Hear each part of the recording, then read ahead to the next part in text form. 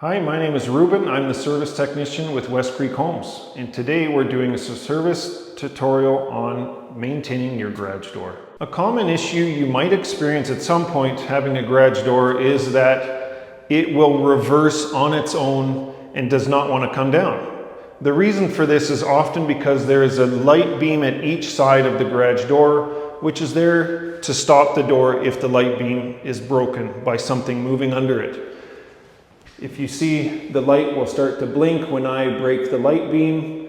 It's just showing me that they're no longer continuous and I should remove debris from there, or I can remove an object that I might have placed there. Or it might be that you've bumped those sensors and now you need to just tweak them and realign them so that the door works properly again. One thing that can happen over time is the door can start to be a little bit noisy when it opens and closes. It is a very heavy door and there's a lot of metal on metal parts, so it's by no means silent, but as they start to squeak and squeal at hinges like this or at the rails where there are rollers, you can easily lubricate them with a clear silicone spray about twice a year so you don't get a mess, and then it'll be rolling nice and quiet again for years to come. There could be an occasion when the door opener or something else is not operating properly and you need to release this door from the door opening mechanism. You can do so by pulling on this handle.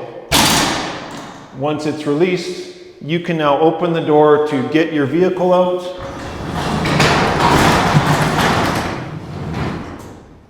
And then when you're done, you can easily pull it back down and leave it as that until service personnel can come and fix and repair your door opener. If you have any further questions, don't hesitate to check us out, westcreekhomes.ca.